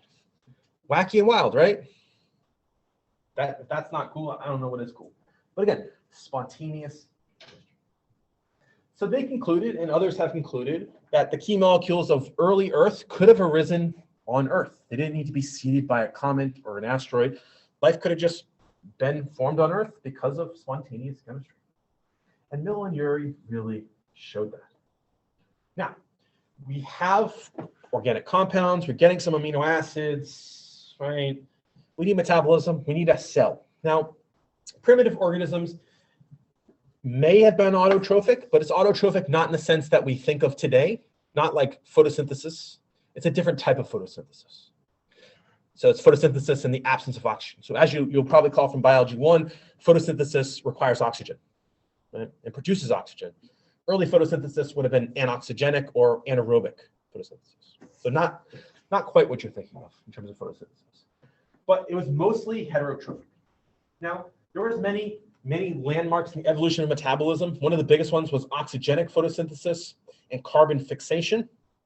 Those that didn't occur early on. Those took an extra billion years to come about from the early origins of life. And one of the big ones is actually the fixation of nitrogen. As you guys know, nitrogen is an integral part of DNA and proteins. And nitrogen in the atmosphere doesn't do you much good. So the capacity to take that nitrogen from the atmosphere and fix it into a usable form, super important metabolism piece. Now, we think of DNA being the genetic material for heredity and storage of genetic information, but RNA seems to have been the first genetic material. Now, we know viruses, including COVID-19, are RNA-based viruses, so RNA is clearly a suitable material for the inheritance of genetic material. So it seems to be the first genetic material that was on the planet. Now, RNA is cool. You guys might remember from biology 1 that RNA has all sorts of cool properties. It can act as enzymes called ribozymes. It can catalyze chemical reactions. So RNA is really cool outside of the fact that it can just store genetic information. RNA is a wild molecule. wild stuff. And the only reason it makes sense it's so wild is because it was likely the first genetic material. So it probably had to serve multiple functions. Now, outside of these metabolisms, outside of genetic material, we also need a house, so we need a cell. And lipid bubbles could actually, so just bubbles of fat, could also increase the probability of metabolic reactions, which likely led to cellular membranes. So one of the things you can form from these simple organic molecules is lipids. Lipids aren't particularly very complex, but you can form them from the simple organic molecules that Miller and Urey were producing. And ultimately, the first life on this planet had to have been single-celled. This 38 trillion cell mass is not possible early on. I need oxygen. Single cells do not need oxygen, right? The single-cell organisms in your gut where there's no oxygen they don't need oxygen, right? So early life, single-celled, anaerobic. And early Earth likely would have had thermophilic organisms, so organisms that like high temperatures, because early Earth had very high temperatures. Remember Miller and Urey's experiment had boiling water. They had really warm water vapor. So early Earth was warm. Now we think about 3.8 billion years ago, Earth's ocean temperatures dropped to 49 degrees centigrade. That's backwards. 88 to 49 degrees centigrade. Clearly, you can't drop from a lower to a higher number. So it's clearly the exact opposite. Sorry about that, but it dropped. And as that drop occurred, I don't know if you guys could put 49 degrees into perspective, but that would be like living at basically close to 170 degrees Fahrenheit. So still very warm, but not too warm for life. Not at all. And this is when the first organisms arose. So if you go to like a hot spring, there's still organisms there because they're thermophilic. Early life was likely thermophilic as well. Now, how do we know this? Well, there's early fossil evidence. Now, this isn't the most accurate of evidence for the origins of life, but there is fossil evidence of microscopic organisms that date back to 3.5 to 3.8 billion years ago. So it's not the most accurate thing. Now, many microbial fossils can actually be formed naturally, but many of them seem to be formed just from microbes. So I say there's microbial fossil evidence, take it with a big grain of salt, just to know. But again, we see fossils from this time period of our microscopic organisms. And again, they don't look particularly remarkable, right? That doesn't look like much to you guys, right? But to a microbiologist, that looks like a cell that looks like early life. Again, not the best evidence at all, because again, this can form naturally, but compelling. If we find something similar like this on Mars, for instance, the scientific community is going to go crazy, because again, remarkably similar to modern day prokaryotes, bacteria, and archaea. Now, fossils from 3.2 billion years ago much more closely resemble our eukaryotic cells. But the best evidence we have that's fossilized of early organisms is actually our stromatolites. Now you see this picture. This is a modern day picture. This obviously isn't an artist rendition or anything.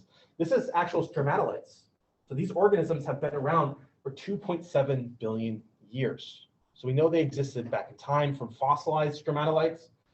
And we see stromatolites in Utah, so in the salt flats. We see them in the Dead Sea. We see them in any area of the world that is what we call hypersaline, so really, really high salt. And stromatolites are just mats of cyanobacteria that trap mineral deposits, forming rocks. So they're not exactly the most flashy of organisms out there, but they are certainly life, photosynthetic life. Remember, with photosynthesis comes oxygen. Keep that in your mind. And we see fossils of them from 2.7 billion years ago. So good evidence of life 2.7 billion years ago. Now, isotopic data provides us actually with the best evidence for life. So for those of you that are not super in love with chemistry, isotopes simply have one extra neutron or two extra neutrons in their nucleus, making them slightly heavier. However, because of that slight difference in heaviness, organisms have preferential treatment over these different isotopes. So carbon-14 and carbon-13, so slightly heavier carbons, are less preferable to organisms. So organisms will prefer regular carbon, which is carbon 12, over carbon 13 or carbon 14, which is not surprising, right? If you had the choice to carry 50 pounds up a flight of stairs or 10 pounds up a flight of stairs, you're going to carry 10 pounds up a flight of stairs, right? That's what they're doing. They're choosing lighter things because it's easier to work with. Now, we do know that we've done lots of dating. So you guys have probably heard carbon dating, right? Or maybe you've heard of potassium dating. And all that is looking at their isotopes. Now, we've done lots of work analyzing carbon compounds in the oldest rocks, looking for evidence of life. And we can see that carbon fixation, so taking CO2 from the atmosphere in a process that resembles photosynthesis, not modern day photosynthesis, but resembles it, was active as early as 3.8 billion years ago. So 600 million years after the start of the planet. So isotopic evidence, which is one of the best evidences for life out there, because isotopes don't lie. Random events can't change isotopes. Only life can change isotopes. 3.8 billion years ago. It's crazy, right? Now, ancient carbon fixation pathways via some form of the Calvin cycle or some version of the Krebs cycle, which you should remember are part of photosynthesis and part of Krebs cycle is the citric acid cycle, right? So part of oxidative metabolism. They would have altered these isotopes, and the ability to fix carbon has evolved multiple times.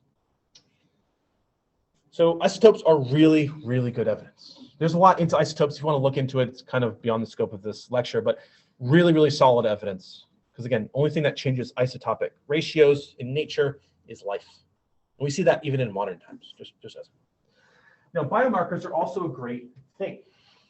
Now, what's a biomarker? Well, a marker tells you, hey, here's something, and bio is life. So here's a chemical or a compound that only is produced by life. So if we can find these compounds that we know only can be produced by life, say 3.8 billion years ago or 3.5 billion years ago, we know life had to have been there, right? And the same thing, if we were on Mars and we find biomarkers, so say we find a compound that only life can produce on Mars, well, we know life has to be there or has been there in the past. Now, hydrocarbons, so just hydrogens and carbons from our fatty acids, were actually found in ancient rocks. And that indicate that cyanobacteria were present at least 2.7 billion years ago. We do know that hopanoids, which are a class of steroids produced by bacteria, have been found close to 3.5 billion years ago. Again, compounds only produced by life. So the origin of life is variable, but we know from multiple lines of evidence that life has been on this planet for a really long time. We've only occupied a narrow band of it, but life has been here potentially up to 3.6 billion years ago. But again, between 3.6 and 2.7, life arose. That's the key takeaway. There's multiple lines of evidence, and you have to interpret each of them with a grain of salt. But life has been on this planet for a long time. Now, as you guys know, where there is life, there is mutation. Where there is mutation, there is evolution. And evolution is how we have single cell to 38 trillion cell mass that we are now. And that's pretty cool. Now, Earth's climate is not static, as we see from modern climate change, where we have rapid shifts in the Earth's climate. The Earth's climate, temperature, water availability, pressure, wind, all that fun stuff, varies. And this is the environment. So how the Earth's climate changed is essentially natural selection, right? In the example previously, we gave the change in the Antarctic climates as a way for ice fish to evolve antifreeze, right? Same idea. Changing climates leads to new species, leads to different avenues for natural selection to occur. Now, dramatic shifts in these factors has actually led to what we call mass extinctions or mass die-offs that influence the course of evolution. Now, when something has gone extinct, it's gone forever. Its genes, its traits, its transcription stuff, it's anything is gone forever. When something is extinct, it never comes back. So when the rhinoceros goes extinct, well, there's no more cool rhinoceroses out there. They'll never come back, at least naturally, of course. And the Earth, as a general note, has been cooling since its formation. So remember, it was 50 plus degrees. It's been cooling since. And extreme drops in temperature in glacial ice periods have also occurred as well. So you think of ice ages, right? You guys have probably seen that movie at some point, right? Ice Age, frozen, right? So we can look at time in million years on the y-axis here, and it's 4,500 million years, so 4.5 billion years to modern times, and it's labeled, right? And you can see the solar system origins here, and we've progressed to modern times. But you also see that light blue is regional glaciation, and dark blue, 3 times, is snowball Earth. So you think of like the Earth completely covered in ice and snow, which sounds cool, but obviously not so good for life. Last one occurred, about 600 million years ago or so. But again, you see some of them, the Earth's climate is pretty dramatic, right? It's getting cooler and cooler, and then there's dramatic areas of cooling. But again, it's typically speaking from where it started to where it is now, things have gotten cool, and the atmosphere has changed along with it. Now, I told you CO2 and temperature are buddies, they're best friends. And as CO2 changes, as the atmosphere changes along with it, we see shifts in our atmosphere leading to different climates, leading to ice ages and things of that nature. Now, as the Earth's climate started to change, as CO2 changed, as the atmosphere changed as a whole, it led to hot, wet climates in the tropics, which accelerated weathering, right? We also saw snowball Earths, which decreased temperature and slowed weathering. So as the atmosphere shifts, it changes our geology as well, which also changes life. We can also see that plate tectonics also affect weathering and atmospheric levels of CO2. So plate tectonics, remember, moving of our Earth's crust on giant monstrous plates, which sounds kind of like science fiction, but it's kind of the way it is. Now, continental motion also affected the evolution of life. So as continents shift, they might submerge things, they might bring things up, so they change things, but also affect evolution by potentially reproductively isolating populations. So separating things allopatrically, right? A mountain range coming up because of plate tectonics is allopatric separation, which we know can lead to speciation, not uncommon. Now, the Cenozoic era began 65 million years ago. So this is our time period. So this is after the dinosaurs went bye-bye. So when we went from cool giant T-Rexes to chickens, right, that's that evolutionary tract, right? But we know that during the Cenozoic era, Australia and Antarctica separated, as did Greenland and North America. The Atlantic Ocean continued to grow as the mid-Atlantic plates split, and the greenhouse conditions during the Cretaceous period also led to a rise in sea level, and continental areas were submerged. All this is to say, new islands, changes in the Earth's crust, changes in the Earth's atmosphere lead to biological diversity, right? Now, the biggest one of the biggest milestones is oxygenic photosynthesis. Now, early Earth could fix carbon, right? But it's not the way we think about carbon fixation nowadays. Modern carbon fixation, photosynthesis, produces oxygen, beloved oxygen. So whenever you ever see NASA and they're talking about, oh, we're searching for life on other planets, what they look for is diatomic oxygen, O2. Why is that? Well, only life has been shown to produce O2. Nothing else, no natural process out there, no spontaneous process can produce O2. O2 is a signature of life. And we know when there's O2, there has to be life. So if all of a sudden we found O2 on Mars, life had to be there, right? We found it on Europa, right? Life has to be there. Now, there was about a 200 million year lag between the origins of oxygenic photosynthesis and substantial levels of CO2. Why is that? Well, the reality is there's iron oxide. For those of you that like chemistry, you'll know that iron likes to bind to oxygen. You guys probably have heard of rust, right? Well, why does rust occur? If you leave metal out, well, oxygen comes in and changes it to ferric oxide, i.e. rust. So early oxygen was actually absorbed in the oceans by iron oxide. So that 200 million year lag was actually partly due to rust forming. And you can actually see what we call banded iron formations because of this. And oxygen in the atmosphere also interacted with ultraviolet light to form ozone. So if you take 3 molecules of O2, react them with ozone, you produce 2 molecules of ozone. I say that right there. O2 makes ozone. And for those of you that know, Ozone is kind of a big deal. It blocks ultraviolet radiation, makes life on land possible. So let's look at atmospheric oxygen levels. Time in billions of years ago, you notice about 2.2 billion years ago, oxygenic photosynthesis evolved, and it slowly started to build. It took a long time. Right? This is percentage of the atmosphere. Now, modern concentrations are about 21%. So you notice that it took about a billion years for it to even get to 5%. Again, that's chemistry and things like that. And then it really took off. Anyway, at one point, it was close to 30% of our atmosphere. And then it slowly declined as organisms started to adapt to using oxygen in their metabolism. But you also notice it's steadily increasing now. It's not increasing in modern times, but it has uptick slightly to, that 21% or so that we see. Remarkable, right? But once this event happened, once oxygen happened, well, kind of a crazy thing, right? Oxygen is toxic to a lot of organisms. So if you took your organisms out of your gut and threw them on the table, they would die because of the oxygen. So the presence of oxygen required the evolution of new ways to tolerate oxygen and new metabolic pathways. Right? You guys know that you have aerobic metabolism in the presence of oxygen. So once this uptick occurred, that evolved. It wasn't present before, right? But evolved in response to oxygen. So oxygen is a great speciation driver.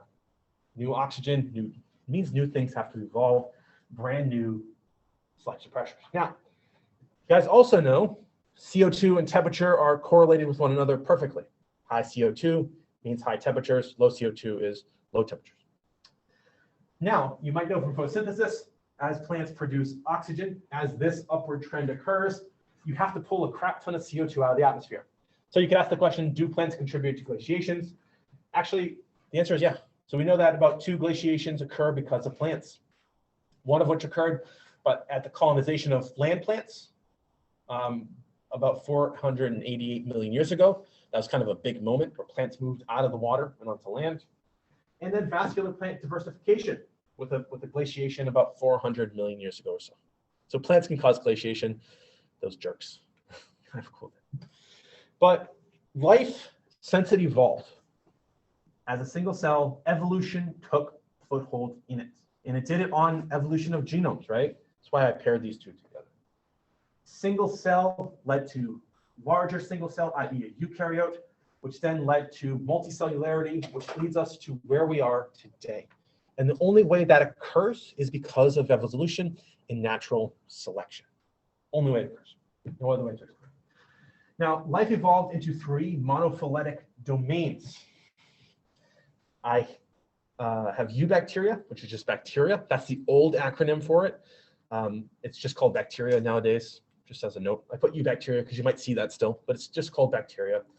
Our archaea and our eukaryotes. And the eukaryotes are divided into 6 subgroups.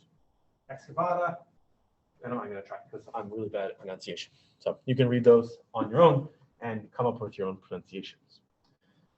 Archaea and bacteria also evolved into multiple groups. So we can see the 6 supergroups here from the eukaryotes, including where we are here in this supergroup here. So one of our 3 domains, bacteria, archaea, eukaryotes.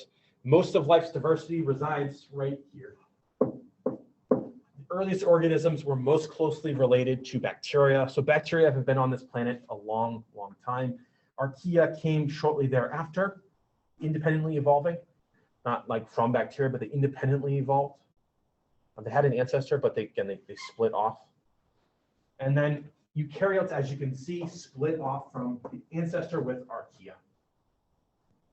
But bacteria came first. They are the most speciose group of organisms on this planet. Now, with the rise of the eukaryotes, as you guys probably know, led to the rise of the compartmentalization of cells, i.e. the advent of organelles, or mini organs. Now, bacteria and archaea ruled the earth uncontested for about 1 billion years. But bacteria and archaea are distinct from eukaryotes, and they lack that compartmentalization. They have a very small cells, no like organelles, and we'll dive into this next week about the biology of our prokaryotes. But eukaryotes have evolved that extensive endomembrane system. Now, the infolding of the cellular membrane was a big milestone in the evolution of the endomembrane system. The nuclear membrane, which again is not found in our prokaryotes, accounts for the increased complexity in eukaryotes. The physical separation of transcription and translation, that's a very big difference between our eukaryotes and prokaryotes. And as you learn, as you progress in your scientific learning, it adds an additional level of complexity to gene expression. There's a lot more than you learned in Bio 1 about gene expression that you'll get into later, but it does add a level of complexity, just the physical separation.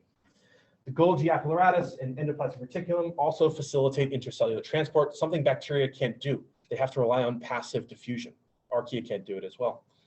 And not all cellular components are derived from the endomembrane system. Remember, the endomembrane system is the Golgi, the nucleus, the both endoplasmics, and all the things like the lysosome and things.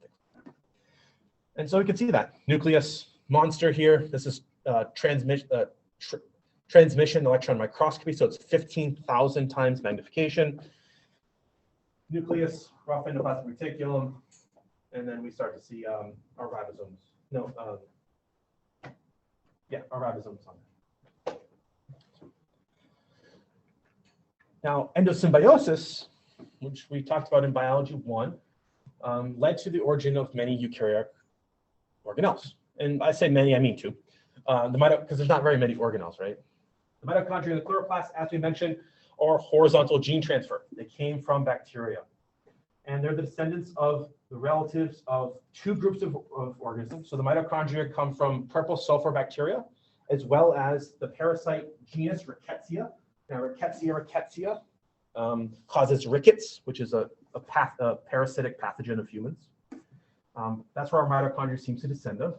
And chloroplasts come from cyanobacteria, but as I've mentioned, there are multiple introductions of chloroplasts into the eukaryotic lineage. Again, there's about 10 of them. So, like for instance, like land plants have a different chloroplast than say green algae. And you can sort of see what I mean. Well, kind of hard to see, but you can see the cyanobacteria essentially invaded a larger cell, and they were kind of kept through time. Right? That's the idea of endosymbiosis, where organisms come in living together within a single cell. It provides a brand new organelle, brand new set of functions. It's great for everyone. So selection pressure tells you this would be kept through evolutionary time because it's really successful. And I don't have to tell you guys how successful eukaryotes are. Right? You guys know there's millions of species on this planet of eukaryotes, right? Right now, there's close to, 5.6 million of us. Not us as humans, but eukaryotes. So it's a really successful way of living. Natural selection really likes eukaryotes. Not as much as prokaryotes, but it really likes eukaryotes. Now, the unicellular body plan was tremendously successful. And what do I mean by unicellular? Again, just one cell.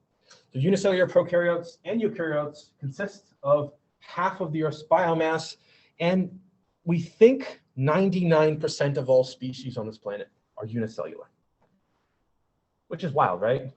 You think about, there's millions of species of animals and they're cool, but most of the speciation and half of the biomass is stuff you can't even see, which is wild. But single cells has limits, but multicellularity allows organisms to specialize, allows them to get larger. Clearly, we're multicellular, right? Trees are multicellular. Multicellularity allows you to interact with the environment in different ways as you differentiate. So we can look at our fungi here, and you can see it is multicellular, but it allows it to aggregate. So you can see the cells out here, it allows them to aggregate together, forming a multicellular but larger organism that allows it to interact in the environment in a very different way. You can imagine single cells behave very differently than this, right? So multicellularity gives you cool stuff, but it also leads to cell specialization. What does that mean? Well, think about your organs. That's cell specialization. A group of cells doing one specific function. And how do organs do different things? First part of the lecture, gene expression. Okay? Your organ's different, has different function. How does it have different function? With the same genome, different gene expression. But remember, to be multicellular, you have to still be connected to one another. I can't have my liver over here and my brain over there, right? They have to be connected. And along with multicellularity also comes sexual reproduction. And this allows for greater genetic diversity, including the evolution of meiosis and crossing over. which I will remind you, induces trillions of unique cell lines every time a fertilization event occurs. So meiosis and crossing over, hugely beneficial for the diversity of life on this planet. However, we're diploid. The first eukaryote was likely haploid like bacteria and archaea are. Bacteria and archaea only have one copy of all their genes, right? Just one chromosome. And diploids seem to have arisen on multiple separate occasions through one of our things we talked about last class, fusion of haploid cells. And the reality is that rapid diversification of life has happened on a couple different instances. So life dramatically evolved and speciated after the production of oxygen in the atmosphere, but it also rapidly evolved during the Cambrian period. Now, as life was aquatic, there was many adaptations that had to occur when life was aquatic, right? You have to deal with water and all this stuff with water, right?